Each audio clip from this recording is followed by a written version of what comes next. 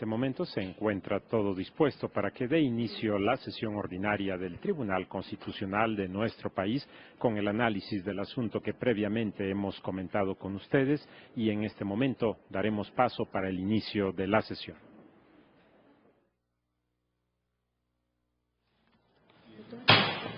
Se abre la sesión pública ordinaria correspondiente al día de hoy. Señor secretario, ¿se da cuenta, por favor? Sí, señor ministro presidente. Se somete a su consideración el proyecto de acta de la sesión pública número 74 ordinaria celebrada el lunes 4 de julio del año en curso. Está a su consideración, señoras y señores ministros. Si no hay observaciones, consulto si se aprueba en votación económica. Está aprobada por unanimidad de votos, señor secretario. Continúe, por favor. Se somete a su consideración el proyecto relativo al expediente varios 912/2010, relativo a la instrucción ordenada por el Tribunal Pleno de la Suprema Corte de Justicia de la Nación en la resolución de 7 de septiembre de 2010 dictada en el expediente varios 489/2010, relacionado con la sentencia emitida el 23 de noviembre de 2009 por la Corte Interamericana de Derechos Humanos, bajo la ponencia de la señora ministra Luna Ramos y conforme a los puntos resolutivos a los que se dio lectura en la sesión anterior.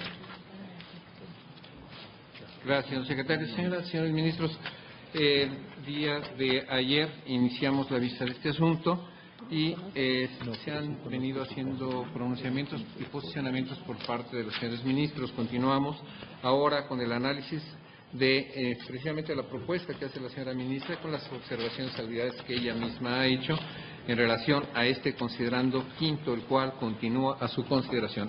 Me pidió el uso de la palabra el día de ayer al final el señor ministro Saldívar, a quien ahora se la voy a conceder, y enseguida el señor ministro Valls, que también. Muchas gracias. Señor ministro Saldívar. Gracias, señor presidente.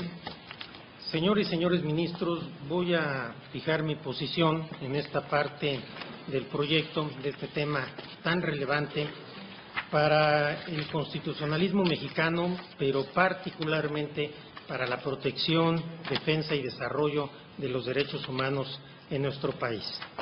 En primer lugar, en relación con la metodología que tiene el proyecto, yo quiero llamar la atención en algo que de alguna forma ya habíamos señalado en la sesión de ayer, en el sentido de que esta metodología que recoge la señora ministra ponente lo hace porque fue un mandato del Pleno que se analizaran este tipo de cuestiones.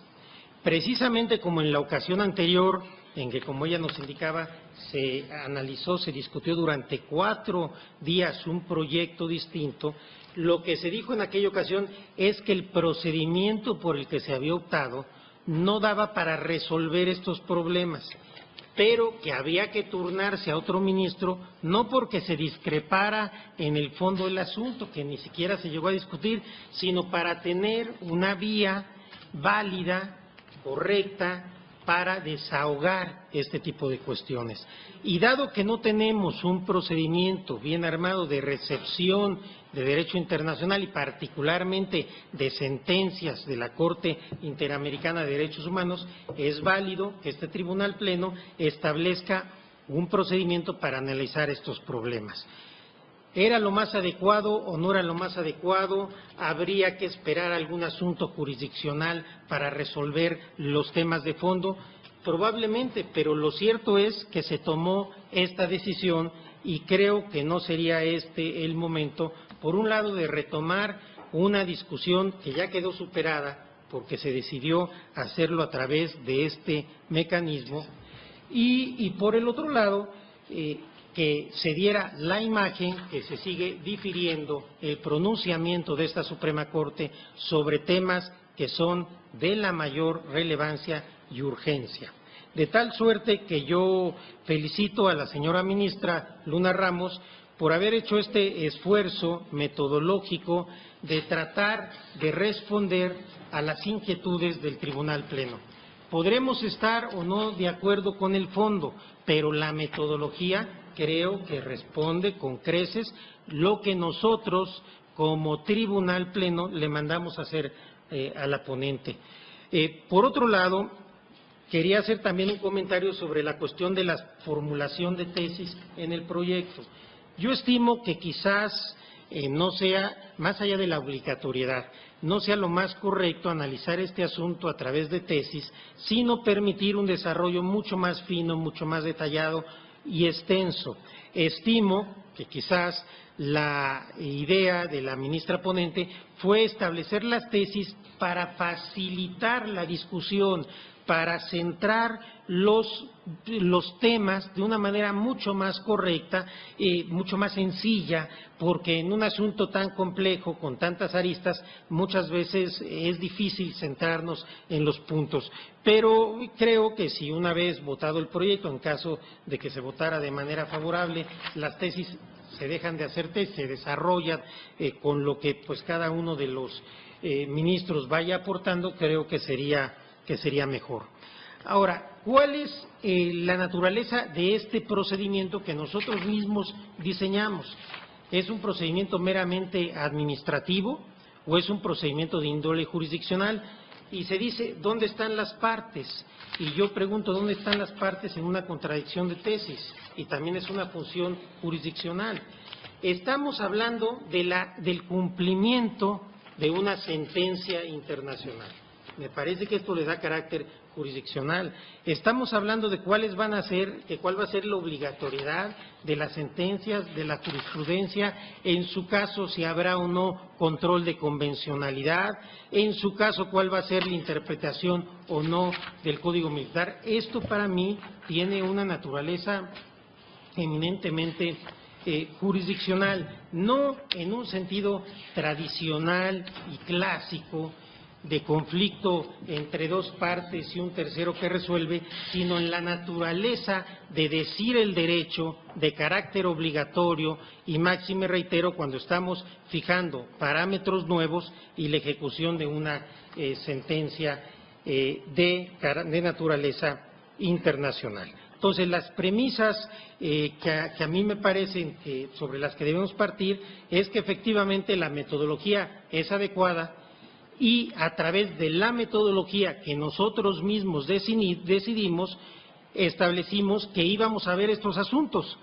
Y creo que si los vamos a ver es precisamente para darle una obligatoriedad a lo que decidimos y no simplemente como un ejercicio retórico, dialéctico, de plática o de debate, que creo que no es nuestra función. Ya entrando al fondo, tengo los siguientes comentarios. Primero, en relación con la cuestión de las reservas y de la competencia de la Corte Interamericana o no, yo soy de la idea de que no estamos en posibilidad de analizar, de revisar, de discutir si la sentencia de la Corte Interamericana de Derechos Humanos fue correcta o es incorrecta, violó la Convención o no violó la Convención, violó su estatuto, no violó su estatuto. Es una sentencia que es cosa juzgada para el Estado mexicano y que es obligatoria para el Estado mexicano. No podemos nosotros revisar esta sentencia, no podemos nosotros decidir si la sentencia es correcta o es incorrecta. En el momento en que el Estado mexicano acepta la jurisdicción de la Corte Interamericana, quien le toca analizar si las reservas, si las condiciones que pone algún Estado son acordes o no a la Convención Interamericana, es la Corte Interamericana y no esta Suprema Corte, no son los tribunales de los estados a los que les toca juzgar esta cuestión. Entonces, en este sentido, creo que la obligatoriedad o no de la sentencia se tiene que partir de la sentencia como es, no si a nosotros nos parece que está bien dictada o mal dictada. Es una sentencia, reitero, que es cosa juzgada. En cuarto lugar, relativo a la obligatoriedad. Yo creo que aquí hay que distinguir, de alguna manera se hace en el proyecto, pero quizás valdría la pena hacerlo con una mayor profundidad, entre la sentencia condenatoria al Estado mexicano y la jurisprudencia o los criterios interpretativos de la Corte Interamericana. El primer aspecto, la sentencia que condena al Estado mexicano, me parece claro que es obligatoria para el Estado mexicano y consecuentemente para todos los órganos y poderes de ese Estado mexicano. Si hay una condena específica a México, nosotros tenemos que ser contestes y tenemos que actuar en concordancia con esa condena que hubo al Estado mexicano. Lo que me parece más delicado, y creo que es importante hilarlo muy fino, es lo relativo a la jurisprudencia de la Corte Interamericana, sus criterios interpretativos. Yo coincido en que son criterios orientadores. Sin embargo, creo que aquí hay que tener en cuenta que tanto la Corte mexicana, las Cortes internas como la Corte Interamericana están en un diálogo constante porque tienen la misma finalidad de proteger los derechos humanos. No se trata de que la Corte Interamericana se sustituya a la Corte mexicana. No se trata de que la jurisprudencia de la Corte Interamericana simple y sencillamente tenga una aplicación acrítica, porque hay que analizar en qué contexto se dan y sobre todo, de manera muy importante, que sean siempre para favorecer a la persona. Si nosotros tenemos un criterio que es más favorecedor a los derechos de la persona, tendremos que privilegiar este criterio. Más que una recepción en automático, de lo que tenemos que hablar es una de no contradicción entre los criterios de la Corte mexicana con los criterios de la Corte Interamericana. Por señalar simplemente, el juez García Ramírez en el caso Vargas Areco contra Uruguay dice: la Corte Interamericana, que tiene a su cargo el control de convencionalidad, no puede ni pretende, jamás lo ha hecho, convertirse en una nueva y última instancia para conocer la controversia suscitada en el orden interno. Entonces, esto también creo que hay que tenerlo claro. Es un sistema que se complementa. Estos criterios, por mandato de la propia Constitución, deben orientar todas las decisiones de los jueces mexicanos, pero en aquello en que les son más favorecedores. Porque hay ocasiones en que un determinado derecho humano se interpreta por la Corte Interamericana en un contexto distinto o en relación con un problema específico, y entonces habrá que tener cuidado para, sin contradecir este criterio, ver, si es el caso, nuestro derecho interno, nuestra Constitución y la interpretación que la Corte mexicana haga de ese derecho puede incluso ser más favorecedor en el Estado mexicano. Entonces, creo que sí son criterios orientadores, pero que aquí hay, reitero, que ir haciendo un análisis muy cuidadoso para que no parezca, porque no es la idea del sistema, ni lo es ningún otro sistema de derecho regional de protector de derechos humanos, que sea una especie de tercera, cuarta o quinta instancia. Por el contrario, se trata, por un lado, de sentencias en donde hay una condena al Estado, y aquí sí habrá que acatarla, y otra, criterios orientadores que no obstante son obligatorios en cuanto a eso, en cuanto a criterios orientadores, porque la propia Constitución lo manda, pero que en lo más mínimo sustituyen la jurisdicción de los tribunales nacionales y mucho menos la función de este Tribunal Constitucional. No hay una disputa, no hay un conflicto entre dos órdenes jurídicos distintos. Hay una cooperación, una colaboración, un diálogo entre la Corte interna y la Corte de índole internacional.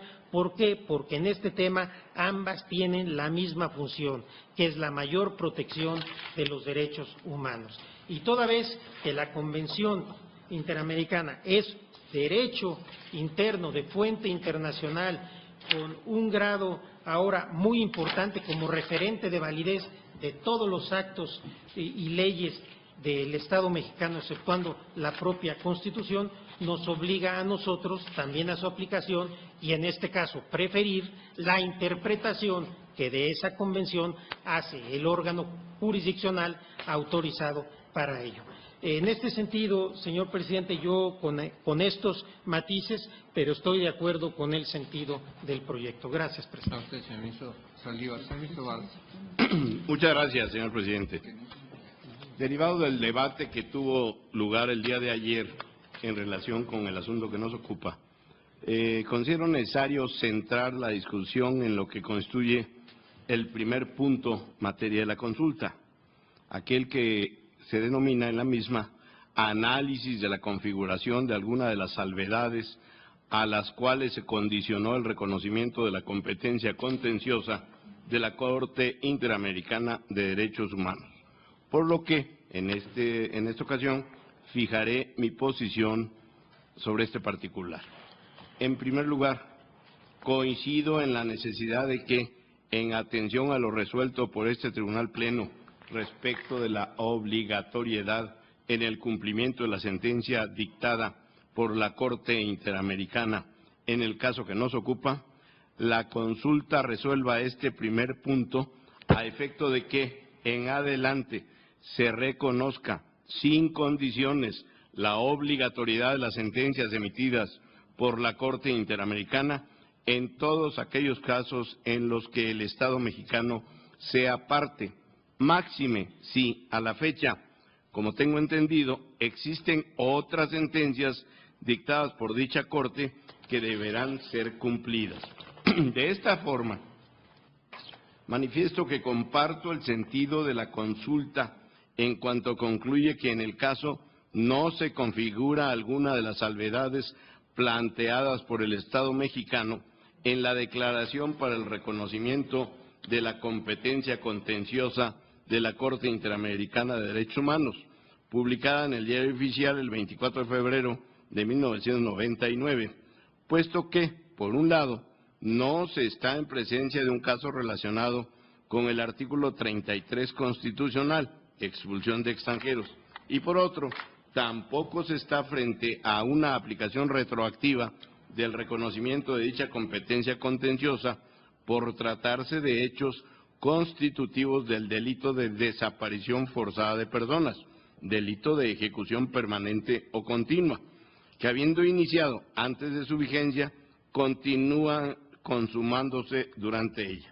No obstante, considero que en este punto la conducta puede limitarse a señalar lo anterior, esto es, que en el caso no se configura alguna de las salvedades al reconocimiento de la jurisdicción contenciosa de la Corte Interamericana de Derechos Humanos, sin juzgar el carácter novedoso o no para el orden jurídico nacional de lo resuelto por esta, pues debe tenerse en cuenta que la Corte Interamericana ya se había pronunciado respecto de la aplicación no retroactiva de la Convención Americana sobre Derechos Humanos y la Convención Interamericana sobre Desaparición Forzada de Personas, así como de su competencia para conocer de violaciones a derechos humanos derivadas de hechos constitutivos de delitos de ejecución permanente o continua, como lo es la desaparición forzada de personas,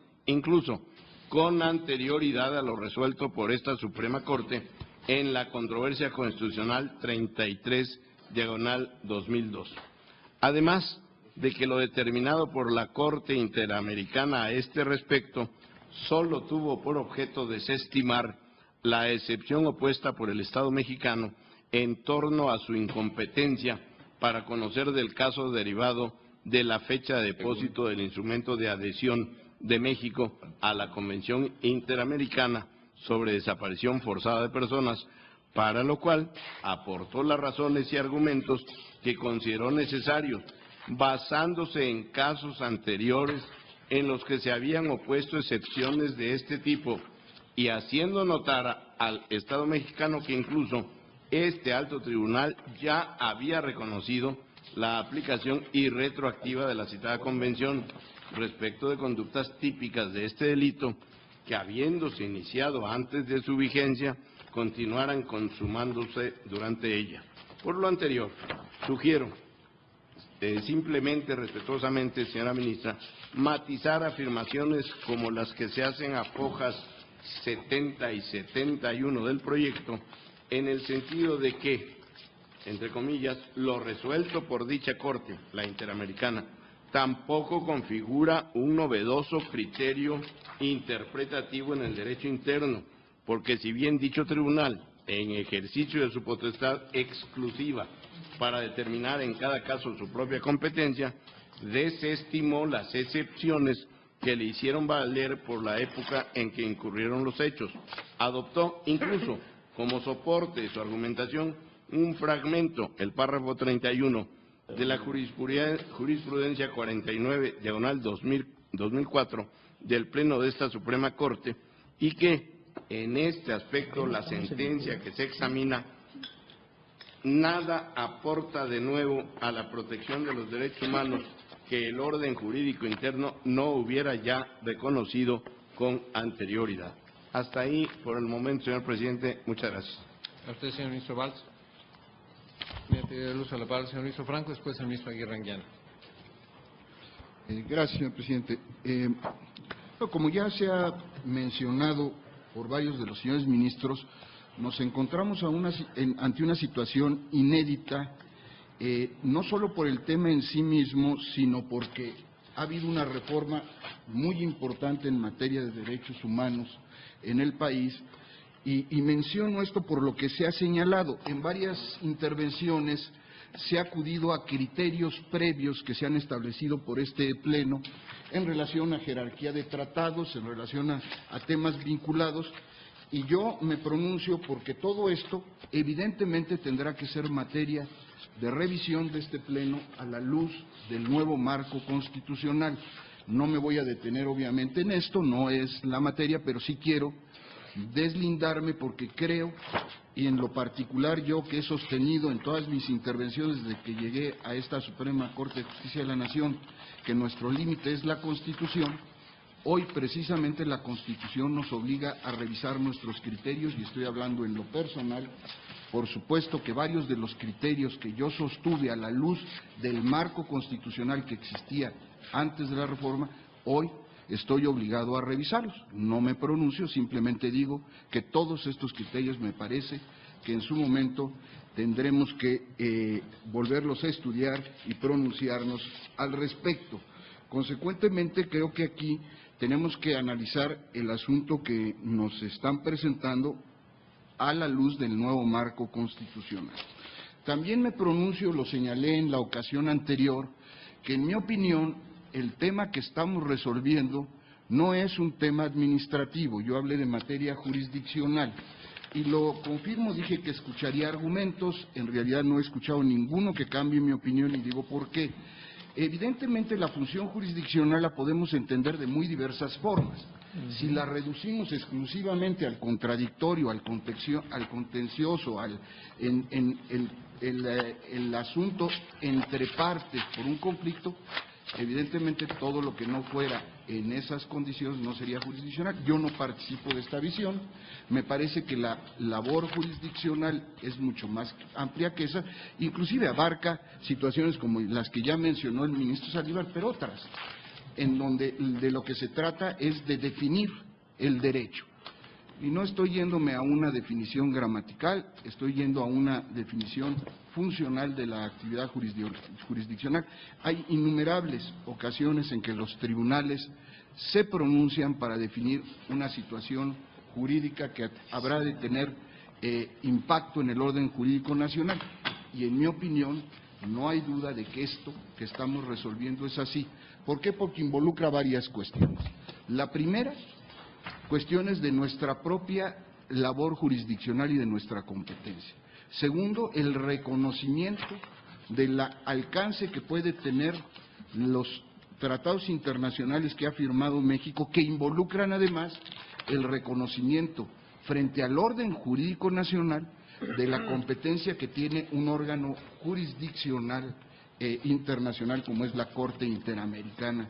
Y obviamente los efectos o no y los alcances que puedan tener sus resoluciones respecto a la interiorización de las mismas en el orden jurídico nacional.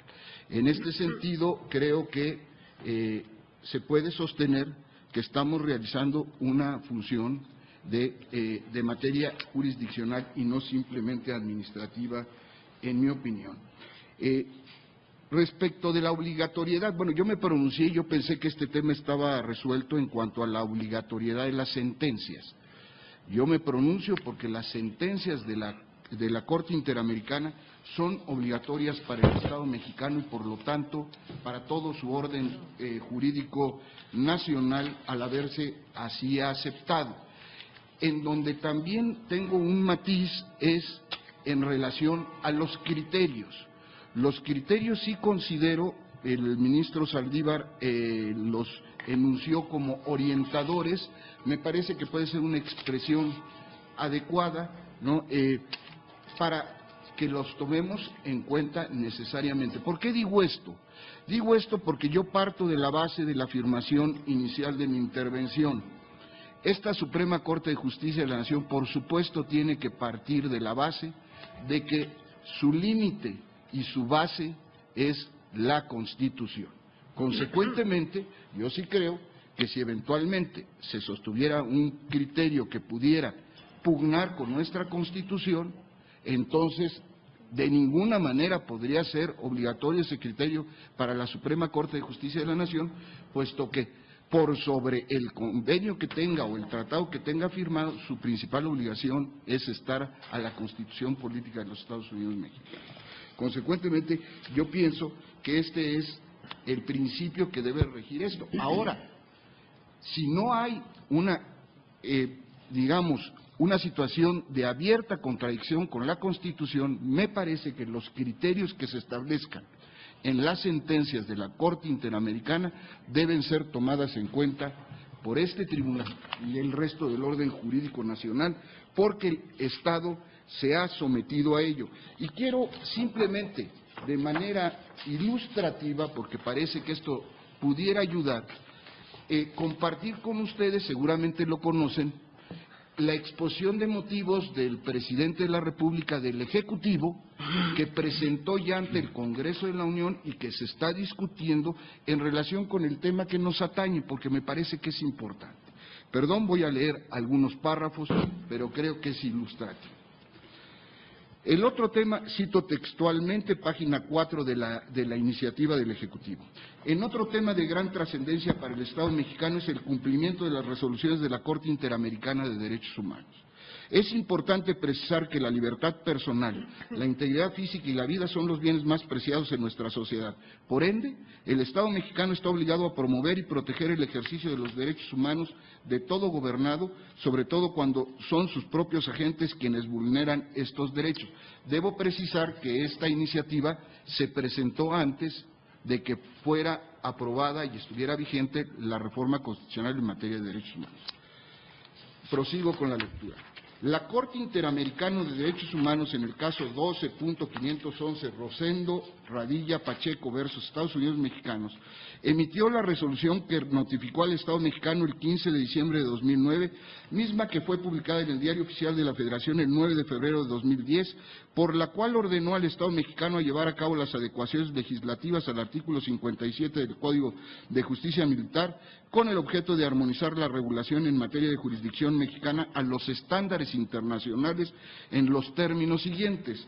Y cita textualmente el párrafo 10 de la resolución que dice: el Estado deberá adoptar en un plazo razonable las reformas legislativas pertinentes para compatibilizar el artículo 57 del Código de Justicia Militar con los estándares internacionales en la materia y de la Convención Americana sobre Derechos Humanos en los términos de los párrafos 337 a 342 de la presente sentencia.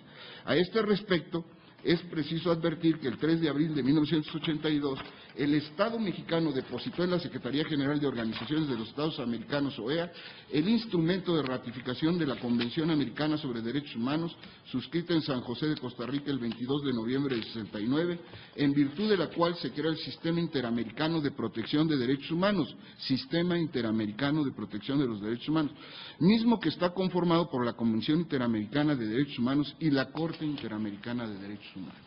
Asimismo, con fecha 16 de diciembre de 1998, se depositó oficialmente la Declaración de Reconocimiento de la Competencia Jurisdiccional de la Corte Interamericana, por lo que desde aquel momento el Estado mexicano debe cumplir con las resoluciones que ésta emita.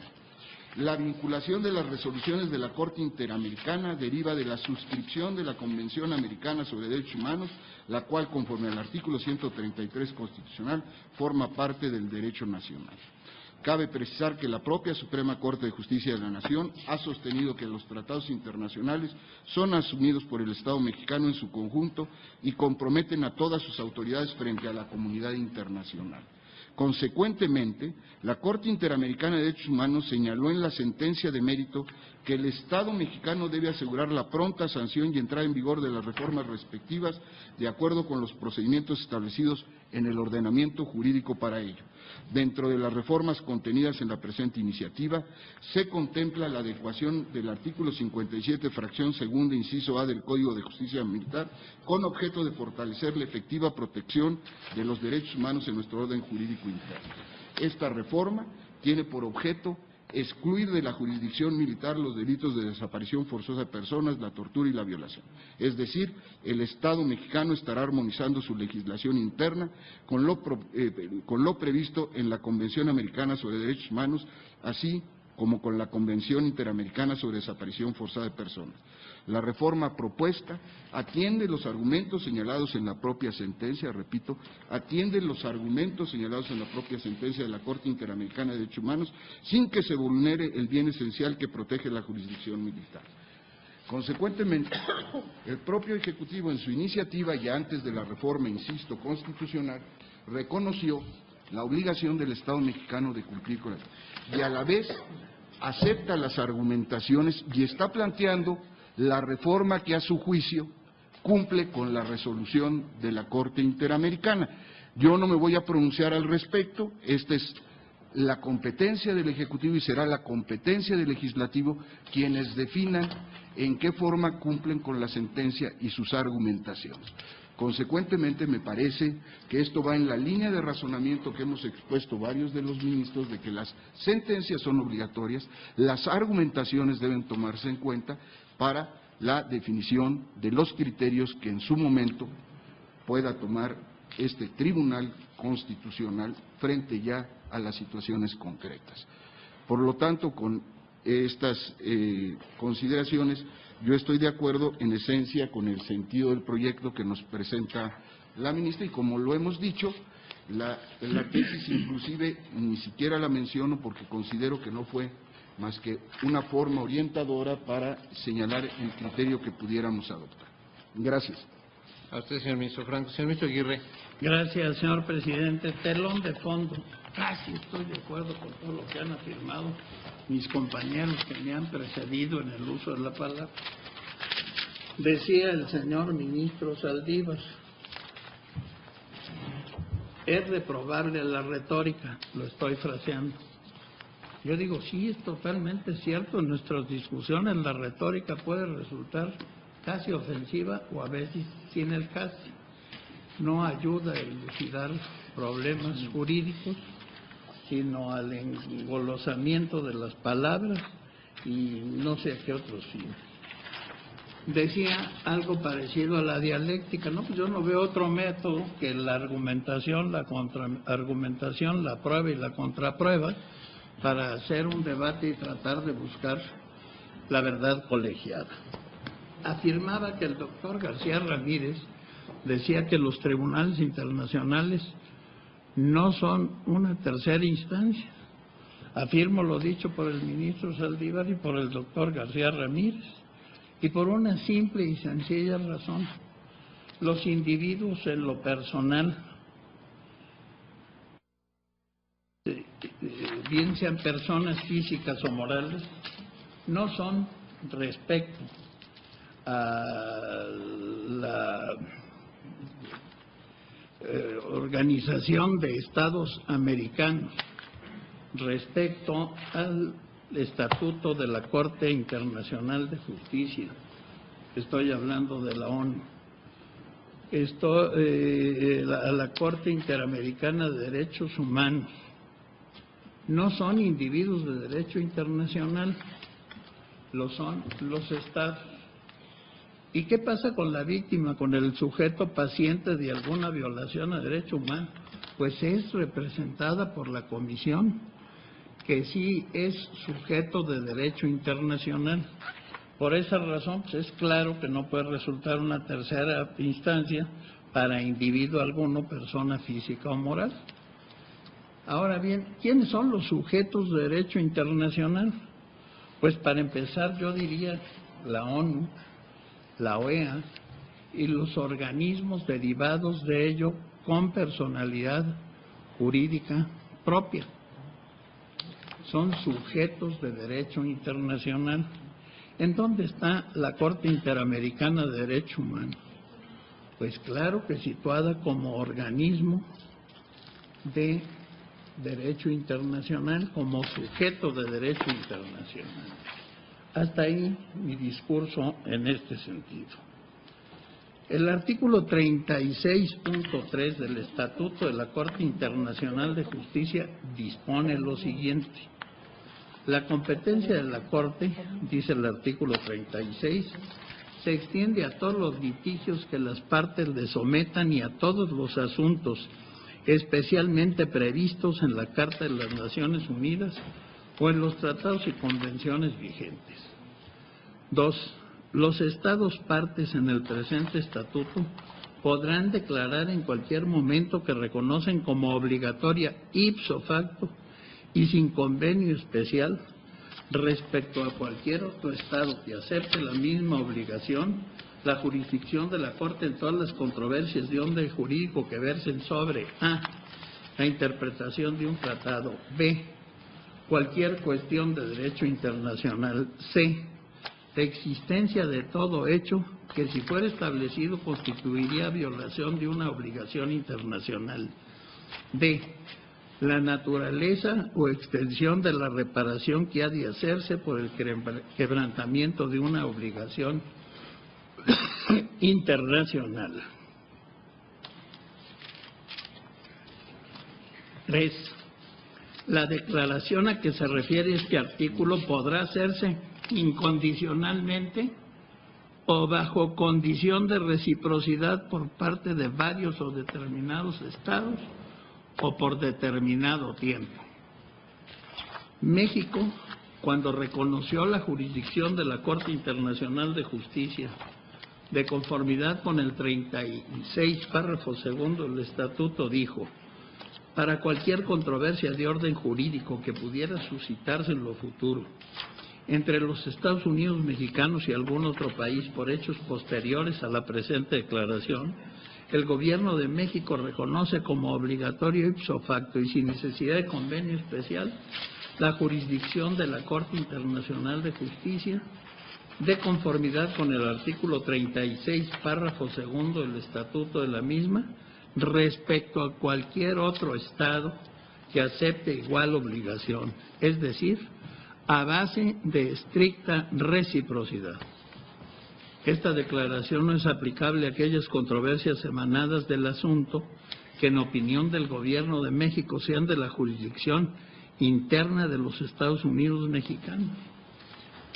Surtirá sus efectos por un periodo de 5 años a partir del 1 de marzo de 1947 y de ahí en adelante continuará en vigor hasta 6 meses después de la fecha en que el Gobierno de México notifique que la ha derogado.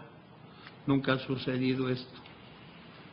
El artículo 62 de la Convención Americana de Derechos Humanos dice: todo Estado parte puede, en el momento del depósito de su instrumento de ratificación o adhesión de esta convención, o en cualquier momento posterior, declarar que reconoce como obligatoria de pleno derecho y sin necesidad de convención especial la competencia de la Corte sobre todos los casos relativos a la interpretación o aplicación de esta convención. 2. La declaración puede ser hecha incondicionalmente o bajo condición de reciprocidad por un plazo determinado o para casos específicos. Deberá de ser presentada al secretario general de la organización, quien transmitirá copias de la misma a los otros Estados miembros de la organización y al secretario de la Corte. Como se advierte, lo dicho en la página 72, de que México reconoció sin condiciones la obligatoriedad de la sentencia dictada en el caso Radilla o en cualquier otra, es inexacto. México hizo salvedades y reservas. La incondicionalidad entonces que ha de expresarse no se expresó. ¿A qué quiero ir? A que México debe de cumplir, sí, pero debe de cumplir exigiendo primero, como corresponde a todo sujeto de derecho internacional público, la observancia del principio de reciprocidad. Esta no es privativa de las relaciones de países con países, sino compete a todo sujeto de derecho internacional público. Últimamente no falta quien sostenga que hasta ciertas ONG son sujetos de derecho internacional público. Está reconocido, por ejemplo, que la Cruz Roja es sujeto de derecho internacional público. Está reconocido, por ejemplo, que el Estado de Malta, la isla de Malta, tiene plena soberanía y es sujeto de derecho internacional público. En fin, el principio no es restrictivo a las relaciones Estado con Estado, sino también tribunal con Estado. ¿Y el tribunal a qué está obligado en atención al principio de reciprocidad? Bueno, lo primero es respetar el acto soberano del Estado que dice: no es incondicional mi sometimiento a tu jurisdicción. No con esas palabras, pero lo significa. Segundo, cumple con tu estatuto. ¿Qué es lo que le queda a México ante una decisión? ¿No cumplir la resolución? Yo pienso que la debe de cumplir, pero condicionalmente. Condicionalmente a la observancia del principio mínimo de reciprocidad, que yo creo que es obligatorio, y en este caso es a la observancia de su estatuto. México no puede aceptar desfases de tal calibre. Ayer decía alguno de los señores ministros, bueno, el concepto de reparación viene en el propio tratado. Ahí sí hay que ajustarnos. ¿Qué quiere decir? Que si el tribunal excede el concepto de reparación, que es parte de su estatuto, no puede acatarse esa decisión. En absoluto no puede acatarse, no. Debe acatarse condicionalmente a aquello que le permitía su estatuto. De no ser así, sería un acta de rendimiento jurisdiccional total. El país iría atado de pies y manos, sujeto al capricho, y lo digo con todo respeto y nada más por poner hipérbole a mi afirmación, a las veleidades del Tribunal Internacional que fuera. Esto no puede ser así.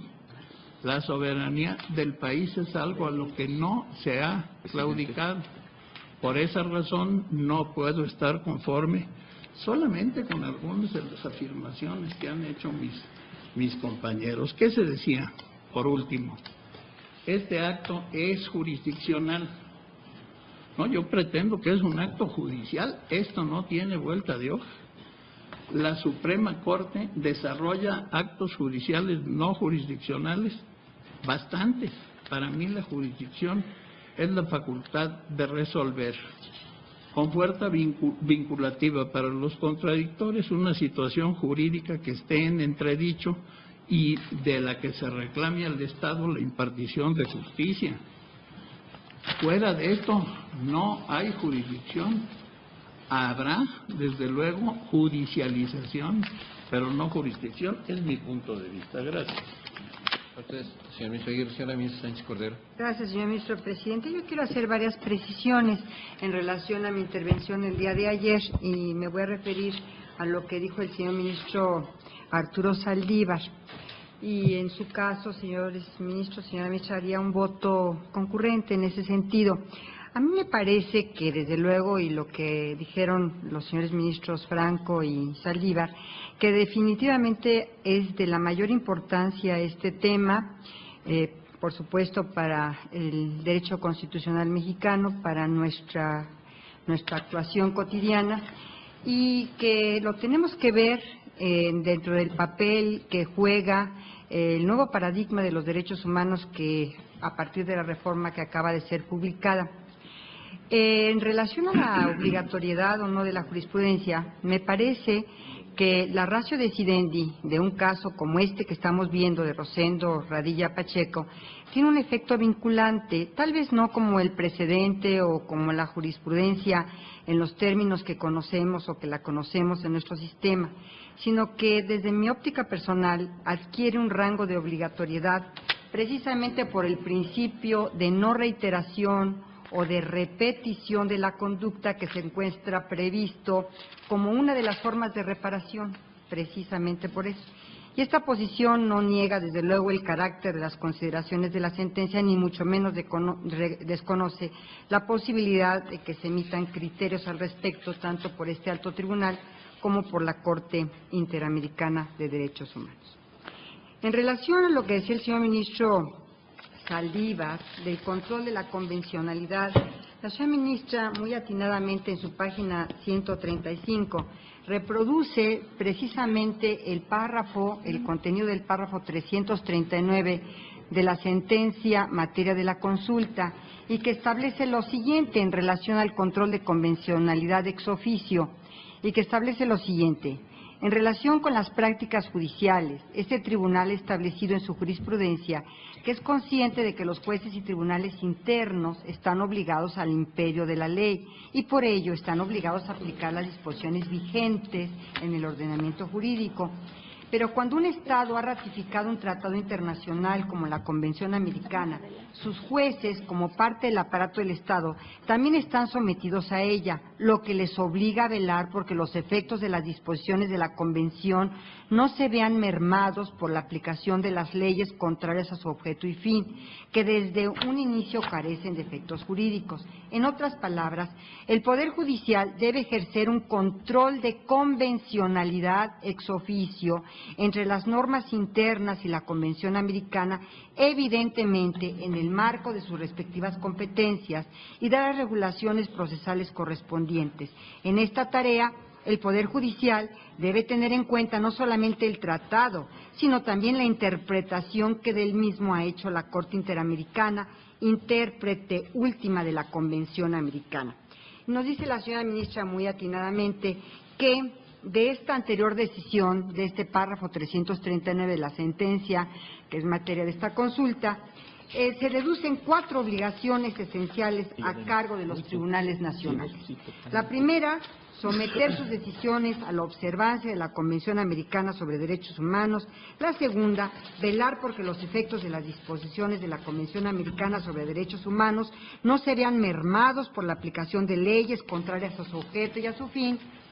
Tercero, que ejercer un control de convencionalidad oficioso entre las normas internas y la Convención Americana sobre Derechos Humanos en el marco de sus respectivas competencias y de las regulaciones procesales correspondientes. Y cuarto, tener en cuenta la interpretación oficial que el Tribunal Internacional respectivo ha hecho de la Convención Americana sobre Derechos Humanos. Por otra parte, yo no creo que estemos en presencia de un laudo arbitral que habrá que homologar. Yo creo que estamos en presencia del reconocimiento de la sentencia de una Corte Interamericana de Derechos Humanos. Y en esa medida nosotros no podríamos ni deberíamos analizar si se hicieron cargo de las salvedades y de las reservas y de las declaraciones interpretativas del Estado mexicano. Yo creo que solamente tenemos que acatar y reconocer la sentencia sin hacer, desde luego, un pronunciamiento en relación a las salvedades, por una parte. Y por otra parte, a mí me queda claro que esto no es una homologación de un laudo laboral o arbitral. Este es simplemente, sobre todo de un laudo arbitral, este es simplemente un reconocimiento de una resolución emitida por una Corte Interamericana de Derechos Humanos. En esa virtud, por supuesto, es un control jurisdiccional y este control jurisdiccional deberá hacerse de acuerdo con el nuevo marco constitucional publicado en el Diario Oficial hace unos cuantos días. Por lo pronto es todo, señor presidente, con alguna situación nada más que en relación a este nuevo marco constitucional, a mí me gustaría dejar planteado alguna inquietud también, no solamente en relación al control de convencionalidad, a los que muchos se han referido algunos de mis compañeros ministros, sino también al llamado control difuso, porque el tercer párrafo del nuevo marco constitucional, en relación precisamente a los tribunales y al cumplimiento de las sentencias interamericana en razón de nuestro derecho interno, establece, a lo mejor no con la claridad, pero para mí es bastante claro, que todas las autoridades en el ámbito de sus competencias tienen la obligación de promover, de respetar, de proteger y de garantizar los derechos humanos de conformidad con los principios de universalidad, interdependencia, indivisibilidad y progresividad. Y en consecuencia el Estado deberá prevenir, investigar, sancionar y reparar las violaciones a los derechos humanos en términos que establezca la ley. Yo pienso, y lo dejo nada más como una reflexión muy personal, que aquí ese control difuso que a través de la jurisprudencia se ha establecido, pues no sé qué tan válido ya sea en este nuevo marco constitucional que acaba de ser publicado. Gracias. A usted, señora Administración, ministro Aguilar. Gracias, presidente. Desde luego ratifico que las resoluciones de la Corte Interamericana son obligatorias y deben ser acatadas, y que tenemos la obligación ineludible ahora con la reforma a nuestro artículo primero constitucional y siempre, aún desde antes, el respeto incondicional a los derechos humanos. Ese es nuestro compromiso internacional. La circunstancia de que la obligación sea fácil de cumplir o implique mayor complicación no tiene para mí ninguna significación. Lo relevante en este caso es que considero que solo ciertas obligaciones impuestas en las resoluciones de la Corte Interamericana son realmente obligatorias y que son precisamente las que están dentro del ámbito competencial de dicho tribunal internacional. Independientemente de las reservas hechas por México, que considero la Corte Interamericana no puede desconocer ante sí, como lo hace en el párrafo 312 de su resolución, invalidándola, pues hay un procedimiento conforme al Pacto de Viena. Independientemente de ello, para mí se trata de que el Estado mexicano cumpla con su compromiso en términos de lo dispuesto por el artículo 63 de la Convención de San José y 23 y 56 del Reglamento de la Corte Interamericana, en tanto tenga como objetivo o finalidad la reparación de las violaciones a los derechos humanos de una persona en particular y solamente para ello, caso por caso, sin pronunciamiento general hacia futuro.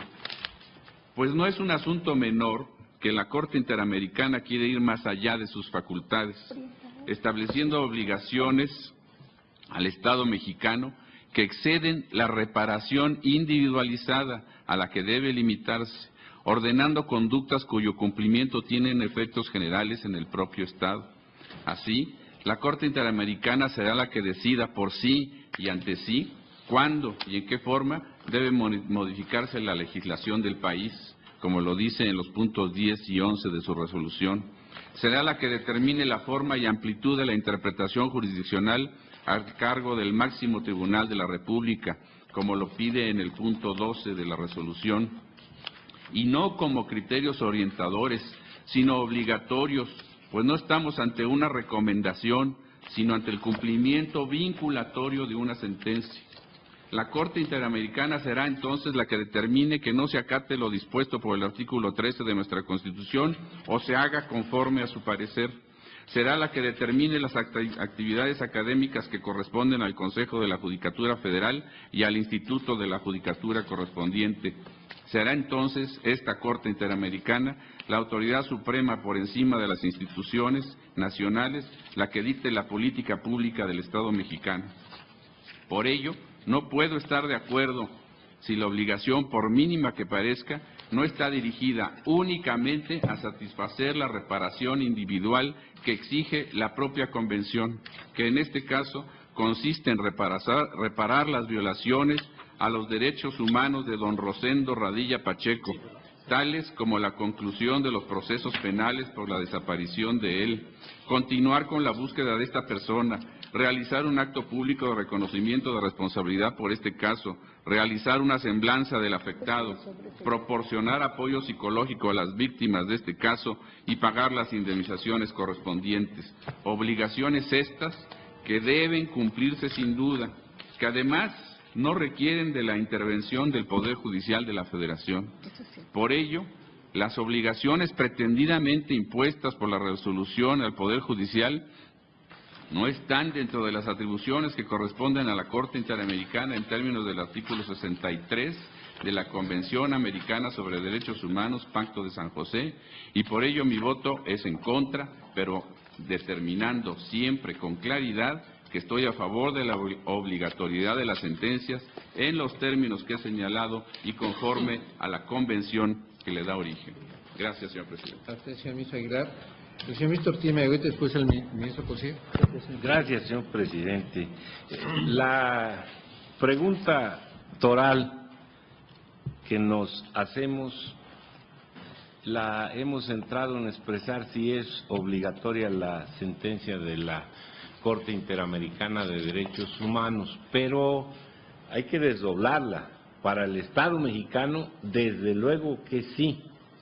Está firmado el pacto correspondiente, está firmada la sumisión del Estado mexicano a la jurisdicción de la Corte Interamericana de Derechos Humanos. La novedad en el caso de la sentencia que tiende a reparar los derechos de don Rosendo Radilla es una vinculación que yo no había visto antes hacia el Poder Judicial de la Federación.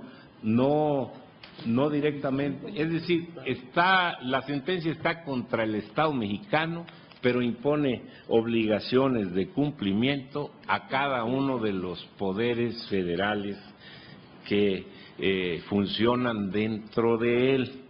Entonces, yo más bien creo, a la primera pregunta, ¿es obligatoria? Sin lugar a dudas.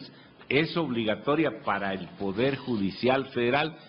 En mi respuesta personal diré que sí, somos parte del Estado mexicano, es un caso juzgado y yo creo que sí. Como presidente de la Corte el año pasado hice la consulta porque me generó duda una de las obligaciones, establecer cursos para todos los jueces federales en los que se enseñen las resoluciones de la Corte Interamericana. No se dice para qué fin.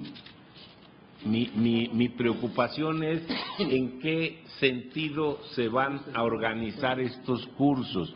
Se va a decir que la jurisprudencia de la Corte Interamericana es obligatoria para el Estado mexicano a través de sus jueces, o solamente es un curso didáctico en el que se dice estas son las resoluciones que ha dictado la Corte Interamericana. Ayer lo decía la señora ministra Luna Ramos, no hay ninguna disposición que establezca el concepto de jurisprudencia de la Corte Interamericana de Derechos Humanos. Sin embargo, en la recomendación parece indicarse que enseñemos sus sentencias y su jurisprudencia. Allí este fue uno de los puntos. Yo creo que el Consejo no tiene, de la Judicatura Federal no tiene el menor inconveniente en establecer cursos donde se enseñen el contenido de las sentencias y la interpretación sobre el Pacto de San José que establezca la Corte Interamericana de Derechos Humanos. Lo que no está claro es la finalidad de este curso. Entonces, la duda de si es obligatorio para el Poder Judicial, yo no la tengo. Yo expreso mi reconocimiento a que sí lo es. ¿Por qué razón? Porque el Estado mexicano fue legítimamente representado en esta contienda, opuso las excepciones que estimó pertinentes, fue parte activa, se sometió a la jurisdicción y en los términos en que está dicha, es una sentencia terminal. Hay una posibilidad de aclaración que no es la Corte Mexicana la que debe hacerla, sino la propia representación jurídica del Estado mexicano, para que se aclaren conceptos, se delimiten situaciones y se diga hasta dónde llega el efecto vinculante de la sentencia. Entonces, en este considerando, primero se resuelve el tema de si se configura o no alguna de las salvedades a las cuales se condicionó el reconocimiento de México a la competencia contenciosa de la Comisión Interamericana de Derechos Humanos. Yo pienso que esto no debemos hacer ningún pronunciamiento, no tenemos la representación del Estado mexicano y al hacerlo estamos cuestionando la validez de lo resuelto por la Corte Interamericana de Derechos Humanos. Como el proyecto dice que no se da ninguna de las excepciones, pues parece intrascendente que se haga o no el estudio, pero al hacer el estudio es una auténtica oposición a algo que ya hizo el Tribunal Internacional competente. Para México es cosa juzgada por ese tribunal de que no operan ninguna de las reservas, de las dos reservas que tenía expresadas. Las conclusiones que saca el proyecto son dos: declarar que la Corte Mexicana está obligada incondicionalmente a reconocer la sentencia y a incorporar dentro de sus criterios interpretativos las consideraciones de fondo de esa resolución.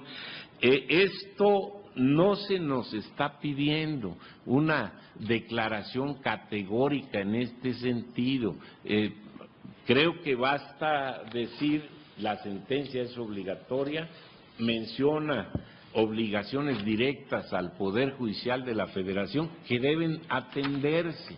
¿En qué términos? En los términos que la propia Corte lo acaba de precisar en un documento más reciente. No se trata, para mí, de que en este momento hagamos estudios sobre la jurisdicción militar. Necesitamos un caso concreto en el cual cumplamos lo que acá se dice, incorporar dentro del Poder Judicial Federal los criterios interpretativos de las consideraciones de fondo de esa resolución para casos futuros. No es incorporarlos aquí y ahora, sino simplemente manifestar que en cuanto a la recomendación de adoptar la interpretación que hace la Corte sobre jurisdicción militar, cuando llegue el caso se tomará en cuenta ese criterio orientador. Por eso, desde ayer, mi oposición a la manera en que está construido este considerando. Yo creo, señora ministra ponente, señores ministros, señor presidente, que aquí resultan obligatorias dos preguntas. ¿Va a cumplir el Poder Judicial Federal con esta sentencia, sí o no? No he oído que nadie diga que no. Y segundo, debe hacerse el estudio. Ya sé que en el engrose de la consulta trámite se dijo que uno de los temas a considerar es si se configura o no alguna de las salvedades a las cuales pues mi consideración es que no debemos ocuparnos de este tema, porque finalmente es como si en una sentencia de amparo la autoridad responsable se pusiera primero a hacer consideraciones si la jurisdicción de amparo analizó correctamente los conceptos de violación, si excedió sus facultades, si se fue más allá de lo que legalmente o constitucionalmente tenía que hacer. No, la sentencia ya no es para discutir ninguno de sus contenidos. El Estado mexicano ya la aceptó y ya hizo declaraciones de que se atenderá, nos toca una porción de la responsabilidad de cumplimiento. Mi preocupación como anterior presidente de la Corte fue cuál es el alcance que deben tener los cursos sobre la materia que nos pide la Corte Interamericana. ¿Para qué vamos a ilustrar a los jueces federales? Esta preocupación se disipa bastante con la actual reforma constitucional en materia de derechos humanos y con los criterios preliminares que ya tuvimos aquí. Los tratados internacionales ahora tienen un lugar privilegiado dentro del orden jurídico nacional, abajo de la Constitución. En una óptica a la que yo compartí del señor ministro Cosío, veamos a los tratados como interpretación extensiva de las normas de derechos fundamentales que contiene la Constitución y veamos a la interpretación de esos tratados que hace la Corte con este mismo sentido. Tomémoslos muy en cuenta y en todo lo conducente apliquémoslo. Por eso mi propuesta era más bien de una declaración en estos términos. Pero pues pienso que es muy importante que decidamos si va a permanecer en el estudio este tema de que opera o no alguna de las salvedades. Gracias. A usted, señor ministro Ortiz Mayorga. Señor ministro Cosío. Gracias, señor presidente. Yo iba un poco en este mismo sentido el ministro Ortiz. ¿Por qué razón? Porque ya estábamos analizando la parte del considerando octavo, que tiene que ver con análisis y control de convencionalidad, etcétera. Creo que lo importante ahora son el considerando quinto y el sexto. El quinto en cuanto a reservas y el sexto en cuanto a cláusulas interpretativas que tienen una naturaleza para estos efectos muy semejante. Creo que lo importante es entonces regresar y ubicarnos en estos dos elementos.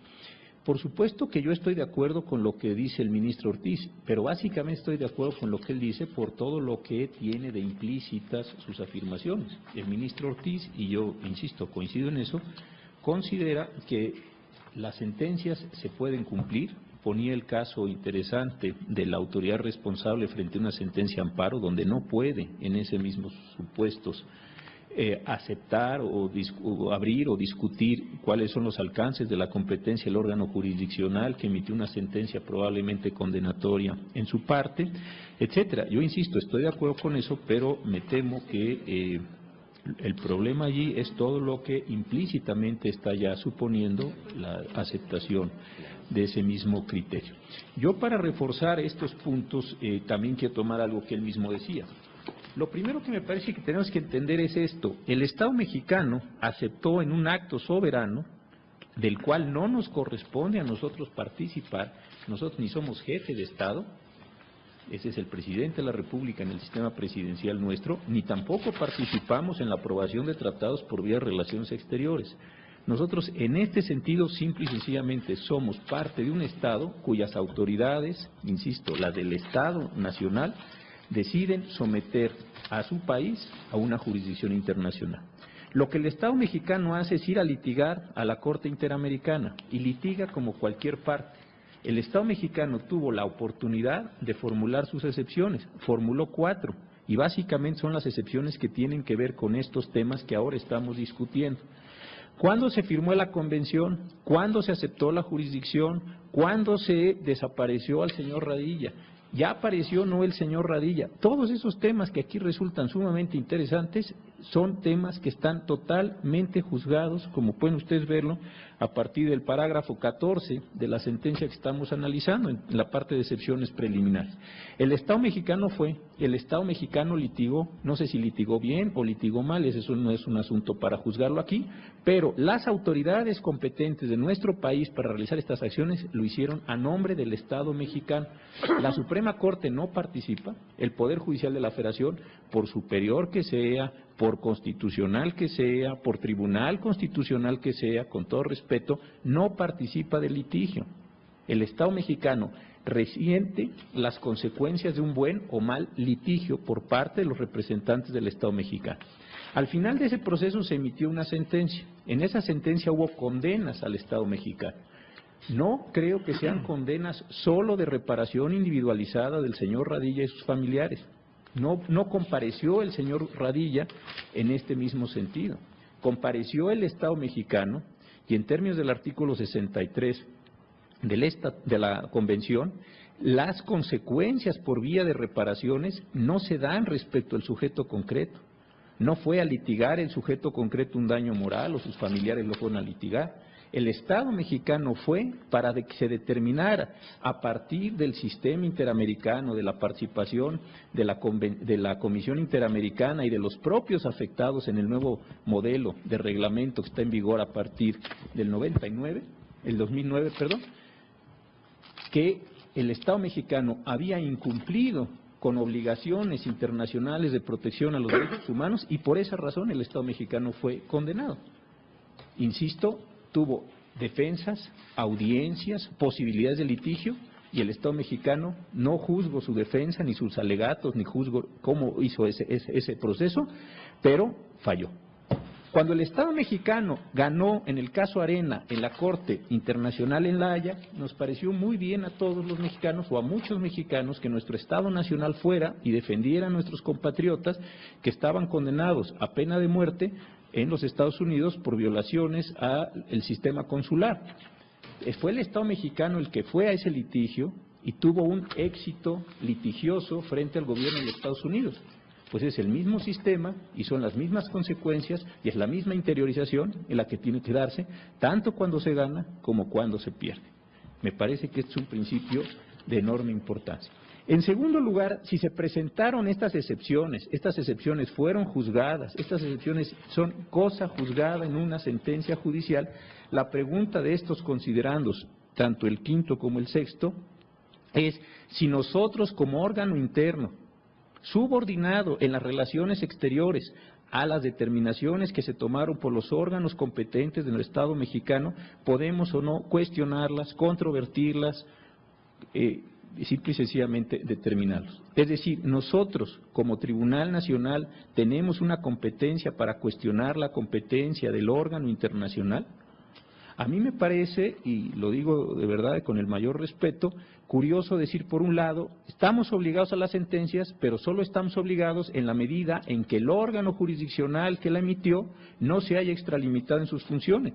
Bueno, ¿qué clase de condición jurisdiccional es esta? ¿Qué pensaríamos nosotros si cuando nosotros resolviéramos, por ejemplo, un amparo directo, entendiéramos que un tribunal, cualquiera de este país, dijera, bueno, antes de ver si el sistema de acatamiento de la fracción 16 del 107 se surte o no se surte, veamos si la Suprema Corte de Justicia tuviera competencia con esto?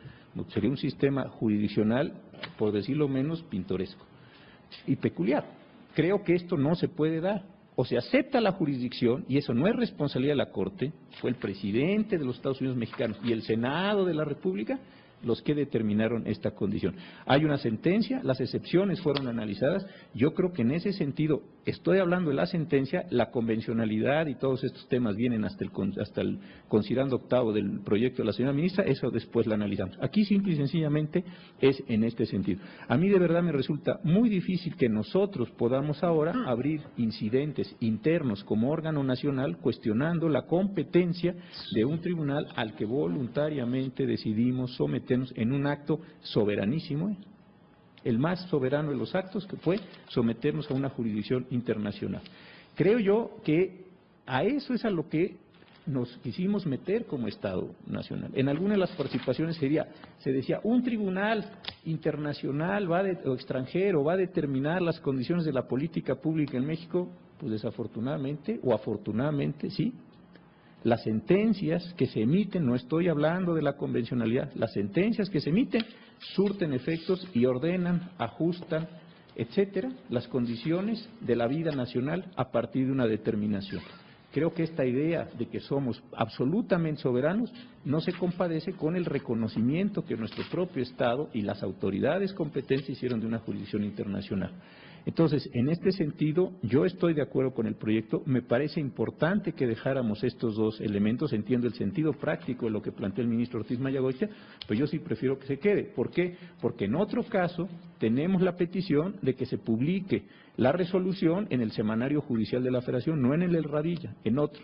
Y entonces, cuando entremos a si estamos obligados o no a publicar, va a venir la misma discusión. Yo preferiría que en este acto jurisdiccional, no lo puedo entender de otra manera, jurisdiccional, dejemos estos dos considerandos, votemos, sepamos si esta Corte se siente jurídicamente competente para cuestionar la competencia de una Corte Internacional, tomemos una determinación y esto que surta como efectos de jurisprudencia. Ya después preguntémonos si a qué estamos obligados. Yo no coincido que solo estemos obligados a dar cursos. Yo creo que hay otras implicaciones, no las meto en este momento. También hay una discusión sobre convencionalidad, pero yo creo que en este momento sí es, si un órgano nacional puede rechazar o dejar de cumplir o hacer cosas con las sentencias de este tamaño, lo dejo para no entrar en disquisiciones puntuales, una resolución de un órgano cuyos órganos nacionales decidieron someter a su jurisdicción, incluido el Tribunal Constitucional. Cuando la Corte de Estrasburgo condena a los alemanes, y en particular a su Tribunal Constitucional, yo no creo que el Tribunal Constitucional alemán sea menos Tribunal Constitucional. Simple y sencillamente creo que el Tribunal Constitucional alemán, o el español, o el inglés, o cualquiera de los tribunales nacionales, han decidido someterse a un ámbito de relaciones internacionales donde la jurisdicción juega de una manera distinta a la manera tradicional de soberanía de los estados en el modelo, digamos, tradicional o antiguo. Yo no veo desdoro en estas condiciones. ¿Por qué? Porque los órganos del Estado, y lo repito por última vez, han decidido que el Estado mexicano se somete a estos imperativos morales de nuestro tiempo, que son los derechos humanos. Gracias, señor presidente. Así es, señor ministro. Pues parece que, señor ministro, ¿alguna aclaración? Gracias, señor presidente. Sentí como alusión a algunas de las cuestiones que yo planteaba, pero pensándolo bien, yo creo que no tiene caso hacer ninguna consideración al respecto de las, para mí, pintorescas consideraciones del ministro Cosío que me llevan a confirmar completa y cada uno de los puntos que yo he sostenido. Muchas gracias, señor presidente. Gracias, señor Aguilar. Doy mi punto de vista antes de ir a un receso y estructurar, creo, las preguntas que tienen ya que someterse a su consideración. Claro que sí, la señora ministra ponente. Yo seré muy breve, podría ser más extenso, creo. Repetiría mucho de aquellos compañeros que se han pronunciado en el mismo sentido en el que yo habré de pronunciarme, y que es en el respecto de compartir la esencia del proyecto, así como viene, inclusive la estructura, voy a decir, se me hizo atractivo aquí ya en la ocasión muy reciente. Creo que el señor ministro Cosío hizo referencia al señor ministro Azuela, que solía plantear a través de tesis los criterios, porque ahí los comprimía y daba precisamente la esencia del planteamiento o bien del problema que estamos a debate. Creo que ese fue el sentido, ya se dicho, se determinó que prácticamente esto podría prescindirse y que dejarse el argumento si esto fuera el caso. ¿Por qué seré muy breve? Porque mi punto de vista respecto de la obligatoriedad de las sentencias interamericanas, concretamente de la Corte Interamericana y concretamente de la sentencia que analizamos, desde luego que resultan obligatorias para el Estado mexicano y en esa medida a la Suprema Corte de Justicia y en derivación al Consejo de la Judicatura Federal. ¿Por qué? ¿De dónde resulta esta obligatoriedad? En planteamientos concretos y muy firmes. Realmente, y esto quiero decir, hay en el proyecto una pluralidad de criterios que son totalmente rescatables en función del análisis que hace a las salvedades en este apartado, a las reservas y las declaraciones interpretativas en el otro, pero todas orientadas precisamente a hacer ineludible, vamos a decir, el cumplimiento de este caso de la sentencia, respecto a la cual ya se ha explicitado aquí cuál es su naturaleza en este momento, qué implica esa sentencia ya terminada, en fin, todo lo que ello implica y qué es lo que tiene que conectarse precisamente con estas acciones de condena que se implican para el Poder Judicial de la Federación, concretamente la Corte.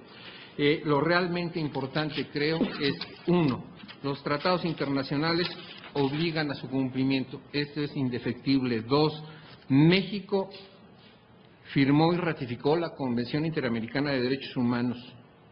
3, posteriormente reconoció competencia a la Corte Interamericana de Derechos Humanos, lo cual determina que, en relación con los artículos que aquí han sido invocados, 62, 67 y 68 del Pacto de San José, obligan a cumplir las sentencias por ella dictadas.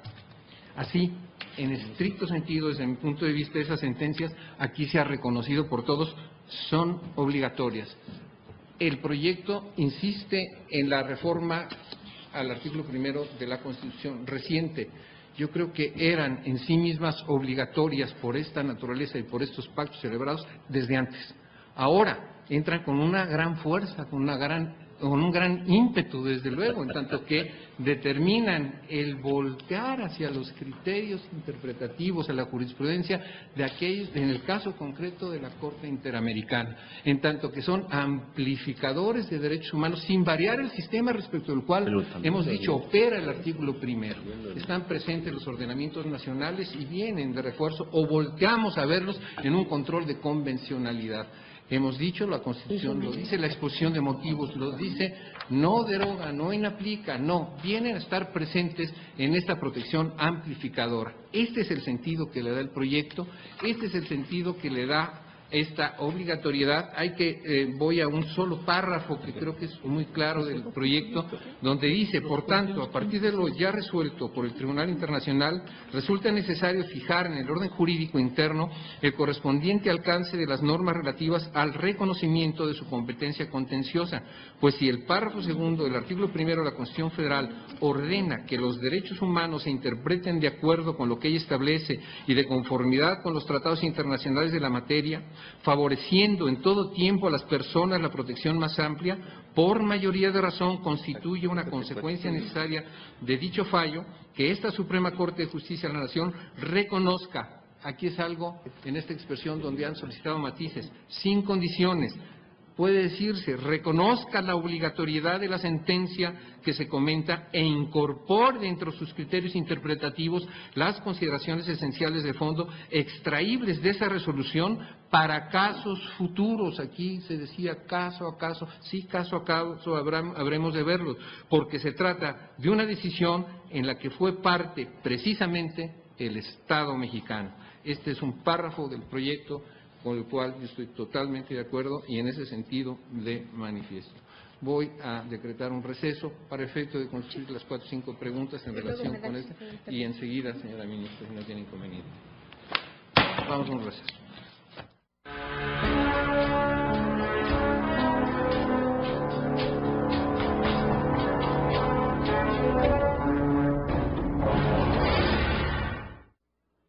Continuamos con ustedes comentando acerca de esta consulta a trámite número 912/2010, asunto que está tratando el Pleno de la Suprema Corte de Justicia de la Nación y que tiene como punto de referencia la emisión de una sentencia por parte de la Corte Interamericana de Derechos Humanos, sentencia emitida el 23 de noviembre del año 2009 y el cumplimiento que da el Estado mexicano a esta sentencia. En este contexto, la participación del Poder Judicial de la Federación, conociendo cuál es el alcance precisamente de esa sentencia y qué puntos deben cumplirse en atención a lo que se dispone en la misma. Este es el tema que hoy analiza el Pleno y en este momento se encuentra precisamente opinando al respecto. Son diversos los temas que se incluyen dentro de la sentencia emitida por la Corte Interamericana de Derechos Humanos. Un punto importante que está pendiente en los rubros de este asunto, de esta consulta a trámite, es precisamente cuál es el alcance de la jurisdicción militar y que hemos comentado con ustedes en algunos momentos. Este es uno de los temas interesantes en el orden constitucional y en este debate se ha planteado precisamente cuál es el alcance de la intervención de la Corte Interamericana de Derechos Humanos, las facultades que tiene en materia de esto de derechos humanos y en este momento se encuentra todo dispuesto para que continúe la sesión ordinaria. En este momento damos paso. Reanudamos la sesión. Señora ministra, Luna Ramos. Gracias, señor presidente. Muy brevemente, yo he escuchado con mucha atención la participación de la señora y los señores ministros en este asunto que coincido es de la mayor trascendencia porque, en primer lugar, es el primero que está resolviendo sobre una cuestión de esta naturaleza y, bueno, yo creo que va a tener como finalidad el determinar un criterio importante al respecto. Quisiera mencionar que se ha estado platicando mucho acerca de si debía o no el proyecto hacerse cargo del análisis de las reservas que se establecieron en el momento en que el Estado mexicano aceptó la competencia de la Corte Interamericana de Derechos Humanos. Yo quisiera decirles, el proyecto se hizo cargo de esto, primero, porque fue parte de una amplia discusión en las sesiones anteriores en las que analizamos el varios del ministro José Ramón Cosío.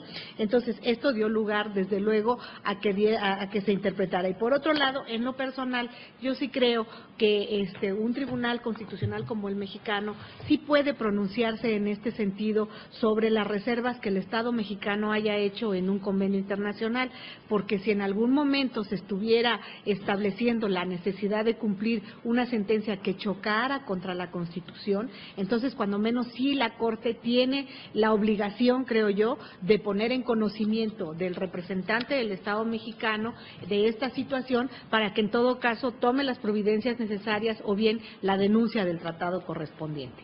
Entonces, por ese lado, yo creo que esto sí es factible. Una razón fue de orden práctico, la discusión, y esta yo considero que es de orden jurídico. En segundo lugar, también quisiera mencionar en el proyecto, después del análisis de estas reservas, llegamos a la conclusión de que efectivamente sí es obligatorio, pero no solo eso, sino además determinamos que esto es cosa juzgada ya por parte de la Corte Interamericana de Derechos Humanos y que si bien es cierto que fue motivo de algunas excepciones que se plantearon por el Estado mexicano, lo cierto es que estas fueron desestimadas en su momento.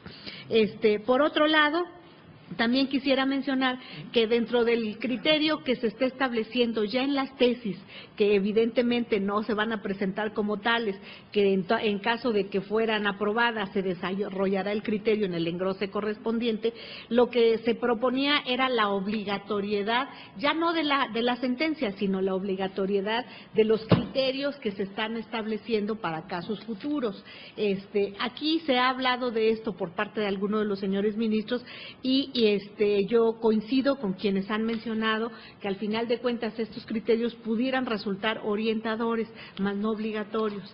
¿Por qué razón? Porque si nosotros vemos el Estatuto de la Corte y su reglamento y los dos tratados, tanto el de la Convención Interamericana de Derechos Humanos como el de desaparición forzada de personas, en ninguno de ellos se establece que la jurisprudencia que establezca el tribunal adquiere el carácter de obligatorio. Yo creo que es orientadora, sí puede ser, como puede ser cualquier otro criterio que se establezca por un tribunal al emitir una resolución, pero no adquiere el carácter de obligatoriedad.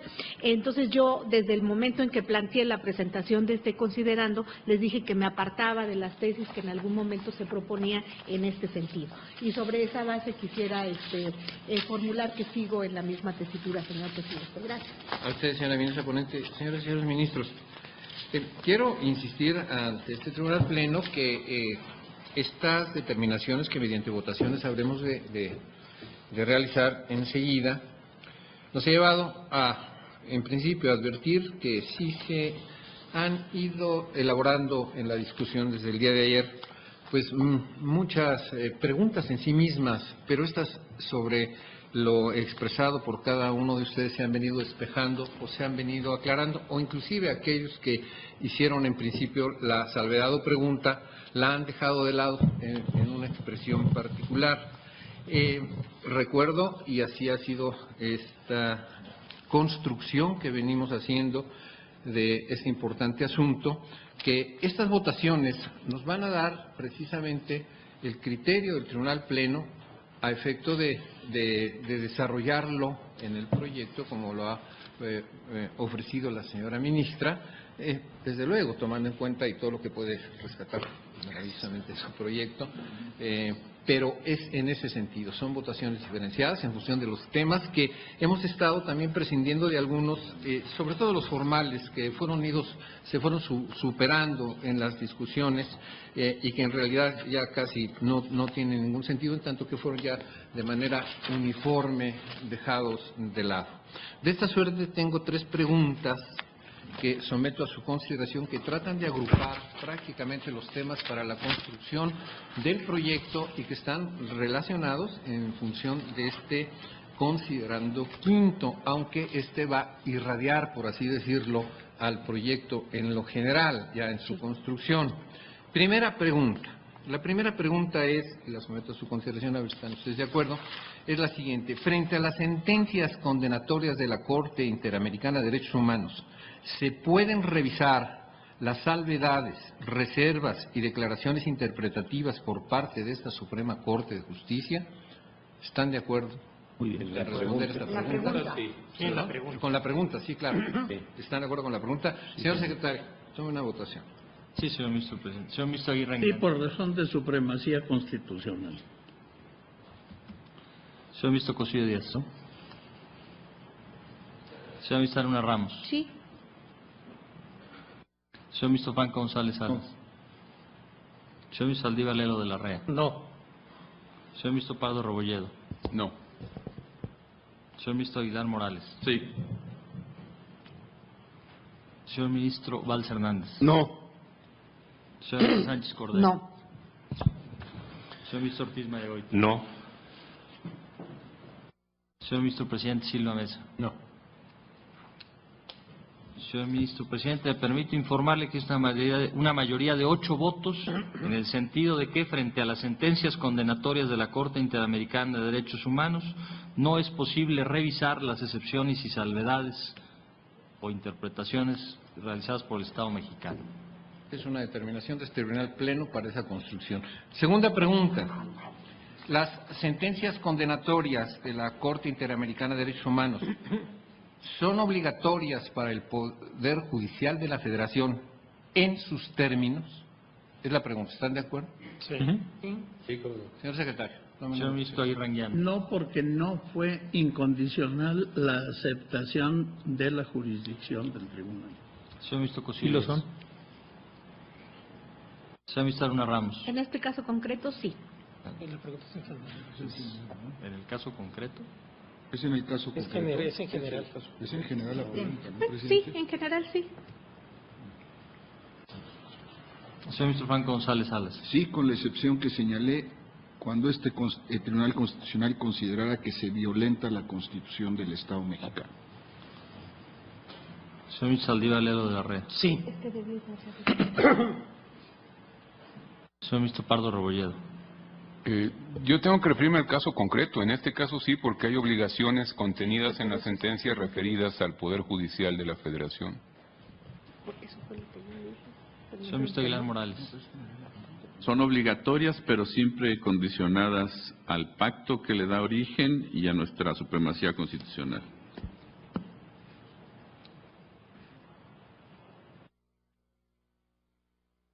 Señor ministro Valls Hernández. Sí.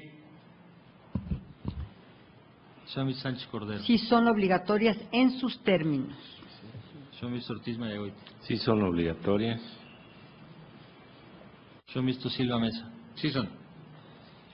Señor ministro presidente, me permito informarle que existe una mayoría de 10 votos con las salvedades de los ministros Franco González Salas y Aguilar Morales, en el sentido de que las sentencias condenatorias de la Corte Interamericana de Derechos Humanos sí son obligatorias para el Poder Judicial de la Federación en sus términos, con el voto en contra del señor ministro Aguirre Anguiano. Señor presidente, ¿yo me puedo unir a las salvedades del ministro Fernando Franco y del ministro Luis María, por favor? De acuerdo, tomamos Sí nota, puedo. por favor, presidente. Yo Perdón. lo puedo hacer.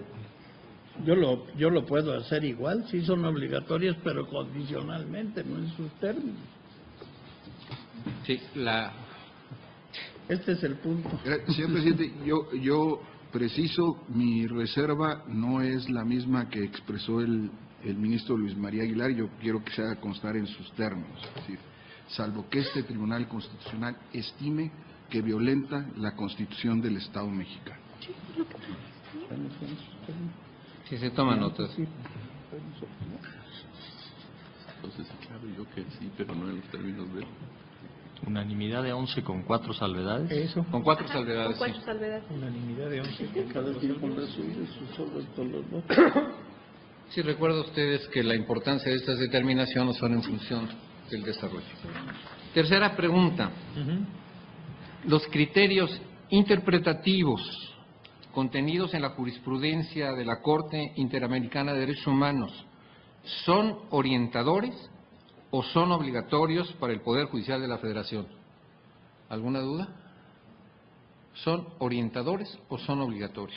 Perdón, ¿cuáles criterios? Los criterios interpretativos contenidos en la jurisprudencia de la Corte Interamericana de Derechos Humanos. Gracias, señor presidente. Sí, presidente, yo no tengo inconveniente en votar, pero este tema no lo hemos discutido integralmente. Creo que este es el problema del considerando octavo del proyecto. Aquí, hasta donde yo entiendo, lo que estamos discutiendo es los alcances de la sentencia. Y cuando viene el control de convencionalidad ex oficio y la aplicación de los criterios, ese es el caso. No sé si hubiera inconveniente en que reserváramos este tema. A mi parecer no afecta nada los dos temas que ya votamos y que van a darle sentido a los considerados quinto y sexto, pero simplemente es una propuesta para estar en posibilidad de discutirlo más ampliamente. Sí, la someto al Tribunal Pleno. ¿Se reserva esta votación hasta el momento o se toma ahora? Podemos votar de una vez. Y en su momento claro. Ya se hace. ¿De acuerdo? Toma la votación. Sí, señor ministro Aguirre Anguiano. No es obligatoria y como cualquier doctrina puede ser consultada y servir de orientación y no, o no, por razón de la disposición del artículo 68 que dice que las partes se comprometen a cumplir la decisión de la Corte, en todo caso, en que sean partes. Convención Americana sobre Derechos Humanos. Señor ministro Cosío Díaz. Yo creo que son vinculantes para los órganos jurisdiccionales y el resto de los órganos del Estado mexicano en términos de los párrafos segundo y tercero del artículo primero constitucional, vigentes a partir del 11 de junio del 2011. Señor ministro Luna Ramos. Para mí son orientadores. Señor ministro Franco González Son orientadores. Señor ministro Saldívar Lelo de la Rea. Son orientadores, pero en el sentido que di en mi intervención anterior. No quiere decir que no tengan un carácter de obligatoriedad, las que no son obligatorios en sentido fuerte, son orientadores y me remito a lo que expresé en mi intervención. Señor ministro Pardo Rebolledo. Son orientadores para casos subsecuentes en el que el Estado mexicano sea parte. Señor ministro Aguilar Morales. Son orientadores. Señor ministro Valls Hernández. Son obligatorios. Señor ministro Sánchez Cordero. También constituyen una pauta imprescindible de interpretación. Señor ministro Ortiz Mayagoy. Son orientadores. Señor ministro presidente Silva Mesa. Son vinculantes en términos del expresado por el ministro Cosío. Señor ministro presidente, me permito informarle que existe una mayoría de 7 votos con las precisiones realizadas por el señor ministro Saldívar Lelo de la Rea y el señor ministro Pardo Rebolledo, en el sentido de que los criterios interpretativos contenidos en la jurisprudencia de la Corte Interamericana de Derechos Humanos son orientadores para el Poder Judicial de la Federación. Perdón, presidente, nada más para hacer una aclaración. Que sean orientadores no quiere decir que no sean vinculantes. Simplemente es una vinculación distinta los términos que produce. Entonces, si se va a entender orientador simplemente como una especie de llamada a ver si queremos o no tomarlos, yo votaría en sentido contrario. Entonces, son vinculantes, pero en el sentido de orientación interpretativa. Entonces, yo en este sentido votaría con quienes votaron que son vinculatorios. Gracias, señor presidente. Cuando se elabore esta decisión que entiendo ha tomado el tribunal, yo quisiera hacer observaciones diferenciadoras. Gracias. ¿Qué tomar en cuenta? ¿Tomamos nota, señor secretario? Sí, señor presidente. Sí, señor ministro. Solo para aclarar mi punto de vista. No tenemos una definición de jurisprudencia de la Corte Interamericana de Derechos Humanos. Yo los veo orientadores para hacer una analogía, como si fueran tesis aisladas de esta Suprema Corte, que se pueden adoptar válidamente, pero no con este efecto vinculatorio sin alternativa alguna. Sí, creo que queda expresado la obligatoriedad, entiéndase, cuando expresamos que eran vinculantes, era obligatoriedad y estas salvedades que se han hecho. Señora ministra. Sí, señor ministro. Yo nada más haciendo la aclaración, cuando hablamos de criterio obligatorio es aquel que no podemos soslayar en el dictado de otra resolución. Si lo hacemos, incurrimos en responsabilidad. Criterio orientador es el que podemos tomar o no en consideración sin ninguna responsabilidad de esta naturaleza, porque es simplemente orientador. Sí. Tenemos el resultado. Sí, perdón. ¿Nos podrían repetir cómo quedó la votación con la aclaración que yo hice, por favor? Sí, es una mayoría de 6 votos en el sentido de que los criterios interpretativos contenidos en la jurisprudencia de la Corte Interamericana de Derechos Humanos son orientadores para el Poder Judicial de la Federación. 6 votos. Y quedó en la minoría, ¿verdad? Perdón, señor presidente, una sugerencia muy respetuosa a la ponente. Creo que esta votación es importantísima para la obligación que vamos a atender, establecer los cursos. Creo que este criterio es el que debe transmitirse al Consejo de la Judicatura Federal, que el Pleno ha estimado que son criterios orientadores que se deben tomar en cuenta, pero sin que tengan fuerza vinculante. Claro. Sí, señor presidente, es por esto por lo que yo pensaba que era mejor reservarlo, por lo siguiente. En el caso concreto yo creo que tenemos que distinguir entre condena, independientemente de sus modalidades, a los órganos o criterio. Es decir, en el caso concreto, lo voy a poner en estos términos. Los 2 cursos a los que se nos está llamando, déjenme todavía no entrar en esta discusión, esa es la parte del considerando séptimo, allí sí me parece que hay una condena y que eso no me parece que sea disponible. Una cosa distinta es si en la parte considerativa, no en la parte resolutiva, hubiera unas consideraciones, digamos, de carácter jurisprudencial. Imaginemos por el caso de Rosendo Radilla que hubiera sido el primer asunto que se dijera, pues en qué consiste la desaparición forzada o cuando das la prescripción, en fin, alguna condición de ese tipo. Yo creo que una cosa, insisto, es que ese criterio se traslade a resolutivos y de ahí se desprende una condena concreta, y otra cosa es que quede como una parte jurisprudencial en el mejor de los sentidos. Cuando lo digamos al Consejo de la Judicatura, primero creo que el Consejo tiene en ese sentido, ya lo discutiremos, si su autonomía o depende de nosotros para estas determinaciones, eso creo que es un tema también importante. Pero creo que ahí no está enfrentando un criterio de carácter jurisprudencial, sino una condena. Yo creo que por eso estas son diferencias importantes. A mí me parece entonces que a lo que podríamos llegar hasta este momento es a las 3 votaciones, es decir, hay un sentido en la posición de la mayoría, no la mía, pero sí en la mayoría, en el sentido de que tienen alcance, ¿cómo se llama? Orientador, y nada más. Ya después, cuando entremos a las condenas específicas, veamos el estatus de las condenas, señor presidente, para ir paso por paso, porque creo que son temas bien complicados. Presidente. Sí, al margen de que esto pueda quedar en reserva, quiero dejar muy preciso, frente a condenas, a sentencias condenatorias al Estado mexicano, ya resolvimos que es obligatoria la decisión y los criterios que la informan. ¿Sí? Frente a criterios en los que el Estado mexicano no es parte y que se refieren a derechos humanos, es donde estamos precisando si son o no obligatorios. Esto es muy importante, que se quede claro. Sí. Señora ministra. Gracias, señor presidente. Bueno, no sé si este tema está agotado. Yo, para efectos de engrose, tengo una pregunta. En la primera votación, en relación con el estudio de las reservas, quedamos 8-3. Entonces, ¿elimino esa parte del estudio en el engrose? Así dijeron 8, ¿no? ¿Sí? Entonces, ¿sí se elimina? Okay. No. Se establece, yo creo que más que eliminar, se establece la decisión del Pleno de que no hay competencia de este Pleno para analizar eso.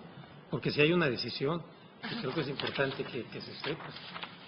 O sea, lo que dice el ministro Saldívar es que ponga en el engrose que el Pleno carece de competencia para analizar cuestiones relacionadas con la reserva y las declaraciones interpretativas.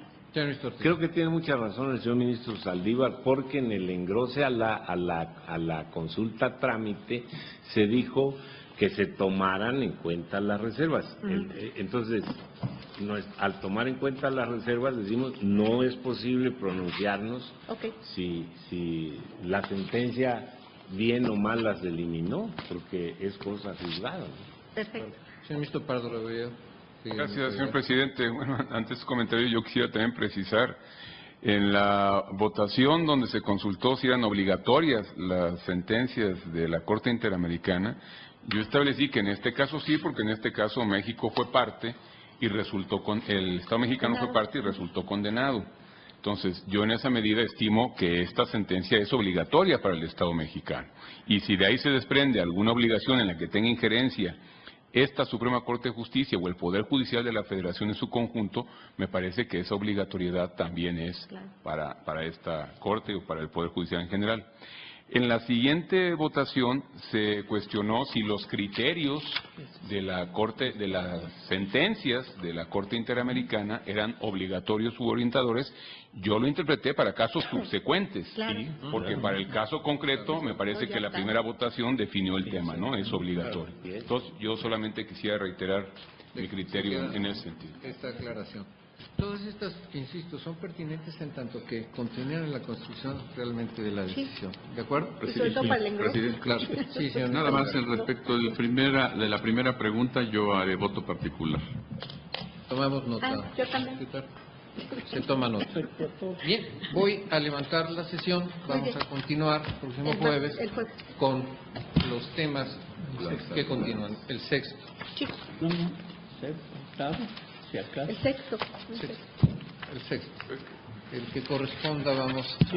El sexto, sí, es el sexto.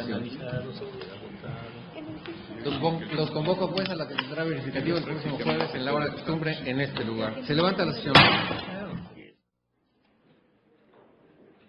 Concluye la sesión ordinaria del Tribunal Constitucional de nuestro país, donde el Pleno analiza esta consulta a trámite número 912, diagonal 2010, y ha llegado a puntos importantes en resolutivos hasta este momento y no ha concluido el asunto.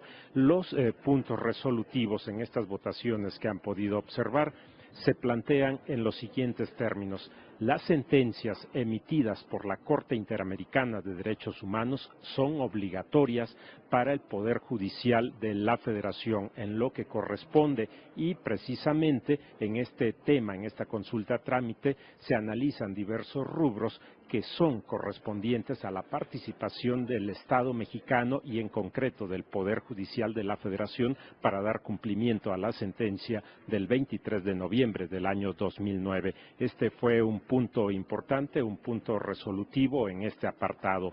Otro elemento importante que se lleva a votación es determinar si la jurisprudencia, si los criterios orientadores que emite la Corte Interamericana de Derechos Humanos son obligatorios o son orientadores para el Poder Judicial de la Federación en la resolución de los asuntos correspondientes a esta temática, y se determina por una votación mayoritaria de 6 votos que estos son criterios orientadores. Esto para los asuntos subsecuentes. En este caso en concreto se ajusta la participación, la resolución a los criterios que emitió en su sentencia la Corte Interamericana. Estos son algunos de los elementos que han sido votados en el contexto de esta consulta a trámite 912 diagonal 2010. El asunto tiene aún rubros que serán tratados en las siguientes sesiones ordinarias del Tribunal Constitucional de nuestro país. Agradecemos a todos ustedes la atención a su programa El Pleno en Vivo. Se despide José de Jesús Cruz y Baja, invitándoles para que en punto de las 9 de la noche pueda dar seguimiento a Acceso Directo Noticias, y agradeciendo su interés en este ámbito de interpretación constitucional en el Estado mexicano. Por su atención, gracias.